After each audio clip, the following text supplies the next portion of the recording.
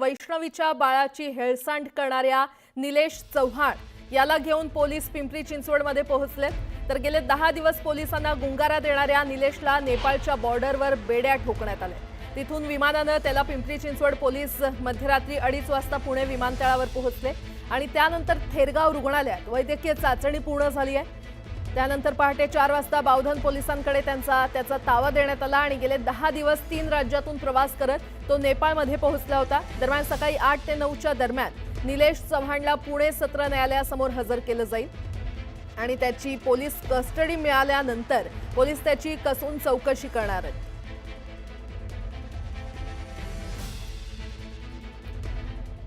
आणि या संदर्भात अधिक माहिती देत आहेत आमचे प्रतिनिधी गोविंद वाकडे आपल्यासोबत जोडले गेलेले आहेत। गोविंद, खरं तर गेल्या 10 दिवसांपासून निलेश चव्हाण फरार होता, त्याला आता अटक करण्यात आलेली आहे, काय अपडेट? प्राजक्ता, निलेश रामचंद्र चव्हाण असं या व्यक्तीचं नाव आहे आणि वैष्णवी हुंडाबळी प्रकरणातील महत्त्वाची अटक मानली जाते, कारण की निलेश चव्हाण जो आहे तो हगवणे कुटुंबियांच्या अतिशय जवळचा होता। त्यामुळे वैष्णवीचा जेव्हा जेव्हा छळ व्हायचा तिथे तो उपस्थित होता आणि त्यांनी वैष्णवीला देखील धमकावल्याचा आरोप वैष्णवीच्या कुटुंबियांनी केला होता। त्याचबरोबर वैष्णवीचं जे बाळ आहे ते निलेश चव्हाणकडे होतं आणि ते देण्यास त्यांनी नकार दिला होता, बंदुकीचा धाक दाखवला होता आणि या संदर्भात पुण्यातील वारजे पोलीस स्टेशनला त्याच्या विरोधात 22 मे रोजी गुन्हा दाखल करण्यात आला होता। 23 मे पासून तो फरार होता आणि काल त्याला नेपाळच्या सीमेवर अटक करण्यात आली। खरं तर त्याचा हा प्रवास जो आहे तो साधारण 3000 किलोमीटरपेक्षा जास्त आहे। त्यांनी 23 मेला जेव्हा तो पुण्यातून बाहेर पडला त्याबरोबर तो कर्जत, रायगड, दिल्ली, गोरखपूर आणि त्यानंतर तो नेपाळ अशा पद्धतीने तो नेपाळमध्ये पोहोचला। अर्थातच नेपाळ त्यांनी यासाठी निवडलं की तिथे जाण्यासाठी कुठलेही व्हिसा किंवा पासपोर्ट लागत नाही, मात्र त्यांनी एक कटाक्षानं पाळलं होतं की तो जात असताना बाय रोड गेला आणि तो कोणतेही डिव्हाइस, इलेक्ट्रॉनिक डिव्हाइस वापरत नव्हता, त्यामुळे तो मागचे 8 ते 10 दिवस पोलिसांना मिळून येत नव्हता। मात्र दिल्लीमध्ये जेव्हा तो पोहोचला होता तेव्हा त्यांनी गुगल मॅपचा एका ठिकाणी उपयोग केला आणि तिथे तो लॉकआउट झाला। त्यानंतर पिंपरी चिंचवड पोलिसाचं जे एक पथक आहे पुणे शाखेचं दिल्लीला पोहोचलं, तिथून त्यांनी त्याचा माग काढला तर तो एका लक्झरीमध्ये जात असतानाचे सीसीटीव्ही पोलिसांच्या हाती लागले आणि त्यानंतर हे दोन्ही जे पथक आहेत, गुंडाविरोधी पथक आणि त्याचबरोबर गुन्हे शाखेचं पथक पिंपरी चिंचवड पोलिसाचं नेपाळमध्ये पोहोचलं आणि त्याला आधीच अटक करण्यात आली। खरं तर तो नेपाळमध्ये साधारण 5 दिवस वास्तव्यास होता, मात्र जेव्हा तो नेपाळच्या बाहेर सोनोली गावात आला उत्तर प्रदेशमध्ये तेव्हा पोलीस तिथे पोहोचले आणि त्याला अलीकडेच अटक केलं। खरं तर निलेश चव्हाण नेपाळमध्ये का गेला हा अनेकांना प्रश्न होता। तर नेपाळ हे वेगळा देश येतो आणि तिथे त्याला अटक सहजासहजी होऊ शकली नसती हे त्याला माहिती होतं। निलेश चव्हाण जेव्हा नेपाळकडे जात होता त्यांनी सोबत 1.5 ते 2 लाख रुपयाची कॅश घेतली होती, रोकड घेतली होती। कुठेही तो व्यवहार जे आहे ते रोखीनेच करायचा, कारण की कुठे जर ऑनलाईन ट्रान्झॅक्शन झालं तर त्याला हे सगळं त्याचं लोकेशन जे आहे ते ट्रेस आउट झालं असं हे त्याला माहिती होतं। त्याच्या आधीही पुण्यामध्ये देखील त्याचा 2 महिन्यापूर्वी एक गुन्हा दाखल होता आणि त्यातही तो अशाच पद्धतीने गुंगारा द्यायचा। मात्र पिंपरी चिंचवड पोलिसाच्या जी पथकं आहेत त्यांनी तांत्रिक विश्लेषण केलं आणि त्याला सध्या जेरबंद करून याच ठिकाणी जिथे मी उभा आहे त्या बावधन पोलीस स्टेशनमध्ये पहाटे 4च्या सुमारास आणल्या गेलेला आहे। लखनौ विमानतळावरून त्याला हवाई मार्गे पुण्यात आणल्या गेल्या आणि त्याची मेडिकल टेस्ट करून आता त्याला बावधनच्या पोलीस स्टेशनमध्ये ठेवण्यात आलेला आहे। थोड्याच वेळात म्हणजे 8 वाजता त्याला पुणे सत्र न्यायालयासमोर हजर केलं जाईल। खरं तर या सगळ्या प्रकरणाची तो महत्त्वाची कडी यासाठी आहे की निलेश चव्हाण या सगळ्या प्रकरणामध्ये वैष्णवीचा ज्या दिवशी मृत्यू झाला त्या दिवशी तो नेमका कुठे होता, वैष्णवीचा छळ होत होता का, किंवा त्यांनी त्याच्याकडे जे वैष्णवीचं बाळ अनाधिकाऱ्यांनी ठेवलं होतं किंवा त्याला जे बंदुकीचा परवाना मिळाला होता ज्याच्यावर जालिंदर सुपेकर यांचा संबंध असा असल्याचा आरोप सांगितला जातोय। या सगळ्या प्रश्नांची उकल निलेश चव्हाणच्या चौकशी दरम्यान होणार आहे आणि त्यासाठी म्हणूनच बावधन पोलीस आज त्याची रिमांड मागू शकतात। मोठी पोलीस कस्टडी मिळताच ह्या सगळ्या प्रश्नाची चौकशी त्याच्याकडे केली जाईल आणि नेमका वैष्णवीचा मृत्यू कशामुळे झाला तो शशांकच्या प्रत्येक व्यवहारात त्याचा पार्टनर होता जो वैष्णवीचा पती होता। त्यामुळे शशांकचे इतर काही गुन्हेगारी कृत्यात त्याचा सहभाग आहे का, अशा अनेक प्रश्नांची उत्तरं निलेश चव्हाणला द्यावी लागणार आहेत. मात्र मागच्या 8 ते 10 दिवसांपासून जो पुणे पोलिसांना आणि पिंपरी चिंचवड पोलिसांना गुंगारा देत होता त्याची गचांडी धरत त्याला पिंपरी चिंचवड पोलिसांनी खेचत आज इथे बावधनपर्यंत आणलेलं आहे. थोड्याच वेळात त्याला पुणे सत्र न्यायालयामध्ये हजर केलं जाईल आणि त्यानंतर कस्टडी मिळतात त्याला या प्रश्नाची उत्तरं द्यावी लागणार आहेत. दुसरीकडे जर बघितलं तर आज राजेंद्र हगवणे आणि सुशील हगवणे यांच्या देखील शेवटची जी पोलीस कस्टडी आहे ती संपत्ती आहे, त्यांनाही दुपारी हजर केल्या जाईल. त्यामुळे या सगळ्यांचा संबंध काय आहे, हगवणे आणि चव्हाण कुटुंबीय कोणत्या कोणत्या कृत्यामध्ये एकत्र होतात आणि हगवणे आणि चव्हाण कुटुंबियांचा जालिंदर सुपेकर जे महानिरीक्षक होते कारागृह त्यांचा नेमका काय संबंध आहे, या सगळ्या प्रश्नाची उकल त्याच्या चौकशी दरम्यान होऊ शकते. आणि म्हणूनच निलेश चव्हाण जो आहे त्याची जी अटक आहे ती अत्यंत महत्त्वपूर्ण मानली जात होती. निश्चितच गोविंद, निलेश चव्हाण याची अटक महत्त्वपूर्ण. आता त्याच्या चौकशीमध्ये नेमकं काय काय समोर येतंय हे पाहणं महत्त्वाचं ठरणार आहे. अपडेट घेत राहू. तुर्तास धन्यवाद. जालिंदर सुपेकरांची आता होमगार्ड विभागात तडकाफडकी बदली करण्यात आलेली आहे. मुख्यमंत्र्यांच्या सूचक वक्तव्यानंतर ही बदली करण्यात आली आहे. त्यांच्या बदलीसाठी हे पद अवनत करण्यात आलेलं आहे. साईड पोस्टिंग समजल्या जाणाऱ्या पदावर सुपेकर यांची बदली करण्यात आली आहे. निलेश चव्हाण पळून जातानाचं सीसीटीव्ही न्यूज 18 लोकमतच्या हाती लागलंय. दिल्लीवरून गोरखपूरला जातानाचा व्हिडिओ समोर आलाय. निलेश चव्हाण हा 23 मे रोजी पुण्यातून फरार झाल्याची माहिती आहे. तो देश सोडण्याच्या तयारीत होता अशी माहिती समोर आली आहे. वैष्णवी हगवणे प्रकरणात निलेश चव्हाणला नेपाळमधून अटक करण्यात आलेली आहे. वैष्णवीच्या बाळाची हेळसांड केल्याप्रकरणी निलेश चव्हाण याच्यावर गुन्हा दाखल आहे. वैष्णवीच्या नातेवाईकांना देखील निलेशला धमकावलं होतं. वैष्णवी हगवणे प्रकरणातील आरोपी सासू लता हगवणे आणि नणंद करिश्मा हगवणे यांचे मोबाईल अद्यापही हस्तगत न केल्यानं तपासामध्ये मोठा अडथळा येतोय. दरम्यान वैष्णवीचा दीर सुशील हगवणे आणि पती शशांक हगवणे यांच्या मोबाईलमध्ये महत्त्वपूर्ण माहिती मिळाल्याची सूत्रांची माहिती. जालिंदर सुपेकर यांनीच हगवणे परिवाराला शस्त्र परवाना मिळवून दिला. तसंच हगवणे कुटुंबीय सत्ताधारी पक्षाचे पदाधिकारी आहेत. त्यामुळे वैष्णवी प्रकरणाची केस सीआयडीकडे वर्ग करून वैष्णवीला न्याय मिळवून द्यावा अशी मागणी रोहिणी खडसे यांनी केली.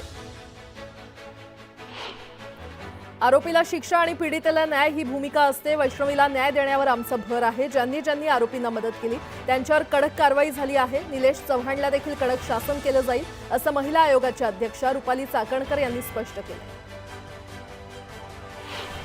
निलेश चव्हाण यानं स्वतःच्या पत्नीचाही छळ केला, त्याबाबतही त्याला शिक्षा व्हायला हवी अशी मागणी अंजली दमानिया यांनी केली आहे. संपूर्ण हगवणे कुटुंब त्यांच्या संपर्कात होतं आणि त्यामुळे निलेश चव्हाण याला अटक झाल्यामुळे बऱ्याच गोष्टी उघड होतील असंही त्या म्हटलं. निलेश चव्हाण नरकात जरी गेला असता तरी त्याला बेड्या ठोकल्याच असत्या अशी प्रतिक्रिया रुपाली पाटील ठोंबरे यांनी दिली आहे. त्यांनी पिंपरी चिंचवड पोलिसांचे आभार मानले. पुणे मेट्रोचे दोन्ही मार्ग पूर्ण क्षमतेनं सुरू असताना वनाज ते चांदणी चौक आणि रामवाडी ते वाघोली या मेट्रो मार्गाचं विस्तारीकरण प्रस्तावित आहे. यासाठी महामेट्रोनं विकास आराखडा तयार केला असून याला राज्य सरकारची देखील मंजुरी मिळाली. यंदा मुंबईमध्ये मोसमी पाऊस लवकरच दाखल झाला असला तरी मुंबईकरांना उकाडा सहन करावा लागतोय. मुंबईकर शुक्रवारी देखील घामाच्या धारांनी हैराण झाले होते. दरम्यान गेल्या 2 दिवसांपासून पावसानं विश्रांती घेतली आणि त्यामुळे अधूनमधून जाणवणारा गारवा देखील अनुभवता येतोय. कांदिवलीमध्ये सोमवार आणि मंगळवारी पाणीपुरवठा बंद राहणार आहे. जलवाहिनी जोडणी आणि झडप बसवण्याचं काम महापालिकेकडून हाती घेण्यात येणार आहे. गेल्या 2 दिवसांपासून मोसमी वारे एकाच जागेवर रेंगाळलेले आहेत. पुढील काही दिवस संपूर्ण राज्यात पावसाचा जोर कमी राहणार आहे तर काही भागात हलक्या ते मध्यम सरी बरसतील. मात्र मुसळधार पावसाची शक्यता नसल्याचं हवामान खात्यानं स्पष्ट केलंय. 11वी प्रवेश संकेतस्थळाला लागलेले तांत्रिक अडचणीचं ग्रहण 5व्या दिवशी काही अंशी कमी झालंय. अनेक समस्यांनी 4 दिवस त्रस्त असलेल्या विद्यार्थ्यांना शुक्रवारी काहीसा दिलासा मिळाला आणि त्यामुळे विभागीय शिक्षण उपसंचालक कार्यालयामधील मदत कक्षामध्ये देखील गर्दी ओसरल्याचं दिसून आलं. ITI ऑनलाईन प्रवेशाला विद्यार्थ्यांचा चांगला प्रतिसाद मिळत असून गेल्या 15 दिवसांमध्ये सुमारे 99,494 विद्यार्थ्यांनी अर्ज केले. यापैकी 87,312 विद्यार्थ्यांनी शुल्क भरून आपले अर्ज निश्चित केले तर 35,128 विद्यार्थ्यांनी पसंतीक्रम भरलेले आहेत. माळेगाव साखर कारखान्याच्या निवडणुकीमध्ये अर्ज माघारी घेण्याच्या प्रक्रियेमध्ये आजवर ब वर्ग संस्था मतदारसंघातील 13 उमेदवारांनी आपले अर्ज मागे घेतलेत। या प्रक्रियेमध्ये मात्र संस्था मतदारसंघातून उमेदवारी जाहीर केलेले उपमुख्यमंत्री अजित पवार यांचा अर्ज कायम राहणार असल्याचं राष्ट्रवादी काँग्रेस पक्षाच्या वतीनं स्पष्ट करण्यात आलंय। इंडिगो एअरलाइन्सच्या देशभरातील सुमारे 26,000 कर्मचाऱ्यांना वर्षातून 2 वेळा वेतनवाढ देण्याचा निर्णय कंपनीनं घेतलाय। कंपनीच्या व्यवस्थापन समितीच्या वरिष्ठ अधिकाऱ्यांशी झालेल्या बैठकीत हा निर्णय घेण्यात आल्याचं भाजपचे कार्यकारी अध्यक्ष रवींद्र चव्हाण यांनी सांगितलं। मुंबई महापालिका प्रशासनानं नागरिकांना सुधारित मालमत्ता कराची देयकं पाठवली असून सरासरी 15.89% वाढ करण्यात आली आहे। याविरोधात विरोधक आणि नागरिकांमध्ये तीव्र प्रतिक्रिया उमटल्यात। मात्र ही वाढ कायद्यातील तरतुदींचा आधार घेऊन करण्यात आल्याचा दावा महापालिकेकडून करण्यात आलाय। पुणे महापालिकेत प्रतिनियुक्तीवर असलेल्या किंवा आलेल्या उपजिल्हाधिकारी दर्जाच्या अधिकारी प्रतिभा पाटील, आशा राऊत यांची नगर परिषद प्रशासन संचालनालयानं मुंबईमध्ये बदली केली। पाटील यांच्याकडे सामान्य प्रशासन, दक्षता आणि मालमत्ता व्यवस्थापन या विभागाची जबाबदारी होती, तर आशा राऊत यांच्याकडे शिक्षण विभाग परिमंडळ 3च्या उपायुक्त पदाची जबाबदारी होती। पुण्यश्लोक अहिल्यादेवी होळकर सोलापूर विद्यापीठाच्या नवीन जागेत प्रशासकीय इमारत परीक्षा भवन हे बांधलं जातंय। या इमारतीसमोर शिवलिंग हाती घेतलेल्या राजमाता अहिल्यादेवीचं 21 फुटी स्मारक उभारण्यात आलंय। या स्मारकासाठी राज्य सरकारनं 14 कोटींचा निधी दिला असून ऑगस्टमध्ये या स्मारकाचं लोकार्पण होणार आहे। राज्य सरकारच्या सूचनेनुसार 31 मे पूर्वी सिंहगडावरील अतिक्रमण हटवण्याची कारवाई गुरुवारपासून सुरू होती। शुक्रवारी देखील दिवसभर कारवाई सुरूच होती। कारवाई पूर्ण झालेली नसल्यामुळे आणखी 3 दिवस म्हणजे 1 जूनपर्यंत गड पर्यटकांसाठी बंद राहणार आहे। पुणे शहरात सगळीकडे बेकायदा होर्डिंगचे पेव फुटलेले असतानाही अवघे 20 बेकायदा होर्डिंग असल्याचा अजब दावा महापालिकेनं केला होता। हा प्रकार उघडकीस आणल्यानंतर अवघ्या 2 दिवसातच महापालिकेनं 11 बेकायदा होर्डिंग जमीनदोस्त केले। उपनगरी रेल्वे मार्गावरील रुळांच्या दुरुस्तीसाठी रविवारी मध्य रेल्वे मार्गावर मेगा ब्लॉक घेण्यात येणार आहे। मध्य रेल्वेचा सीएसएमटी ते विद्याविहार अप आणि डाऊन धीम्या मार्गावर आणि हार्बर मार्गावरील सीएसएमटी चुनाभट्टी वांद्रे अप आणि डाऊन मार्गावर मेगा ब्लॉक घेण्यात येणार आहे। 2 जूनच्या पहाटे 1 वाजेपर्यंत म्हणजेच सलग 36 तास 5व्या मार्गावर आणि यार्ड मार्गावर जम्बो ब्लॉक घेण्यात येणार आहे। पश्चिम रेल्वेच्या कांदिवली यार्डमधील एलिव्हेटेड बुकिंग ऑफिस हटवण्याचं काम सुरू आहे। या कामासाठी आज दुपारी 2 वाजल्यापासून ते 2 जूनच्या पहाटे 1 वाजेपर्यंत 36 तास 5व्या मार्गावर आणि यार्ड मार्गावर जम्बो ब्लॉक घेण्यात येणार आहे। या कालावधीमध्ये उपनगरीय, मेल आणि एक्सप्रेस गाड्या जलद मार्गावर वळवण्यात येणार आहेत। मे महिन्यामध्ये झालेल्या पूर्व मोसमी पाऊस, गारपीट आणि वादळी वाऱ्यामुळे महाराष्ट्राला झोडपून काढलंय। राज्यातील 49,228 हेक्टरवरील उन्हाळी पिकं, भाजीपाला आणि फळांचं नुकसान झालंय। पावसानं पिण्याच्या पाण्याची चिंता मिटवली असली तरी उन्हाळी पिकांचं मोठं नुकसान झालंय। इयत्ता 10वी-12वीच्या परीक्षेत विशेष प्रावीण्यासह यश संपादन करणाऱ्या अनुसूचित जमाती प्रवर्गातील विद्यार्थ्यांना प्रोत्साहन देण्यासाठी आदिवासी विकास विभागाकडून राघोजी भांगरे गुण गौरव योजना राबवण्यात येते। त्याअंतर्गत 10वी-12वीच्या यशवंतांचा प्रकल्प कार्यालय, अप्पर आयुक्त आणि राज्यस्तरावर सन्मान केला जाणार आहे। अनुसूचित जमातीच्या संबंधित विद्यार्थ्यांना 5,000 ते 30,000 रुपयांपर्यंत रोख बक्षीस देण्यात येणार आहे। संजय गांधी राष्ट्रीय उद्यानाच्या हद्दीतील पुनर्वसन रखडलेल्या 18,000 कुटुंबांना आता मुंबई बाहेर ठाणे जिल्ह्यामध्ये हलवण्याच्या हालचाली सुरू आहेत। याला येथील नागरिकांनी विरोध केलेला आहे आणि जनता दल, सेक्युलर पक्ष आणि मूलभूत अधिकार संघर्ष समितीनं निश्चित केलेल्या मरोळ मरोशीतील जागेतच पुनर्वसन करावं अशी मागणी केली आहे। बाजारामध्ये कांद्याची 3.25 लाख क्विंटलची आवक झाली। नाशिक जिल्ह्यामध्ये उन्हाळ कांद्याची सर्वाधिक म्हणजेच 1,65,000ची आवक झाली। सोलापुरात लाल कांद्याला सरासरी 1100 रुपये तर लासलगाव बाजारात उन्हाळ कांद्याला 1400 रुपयांचा दर मिळाला।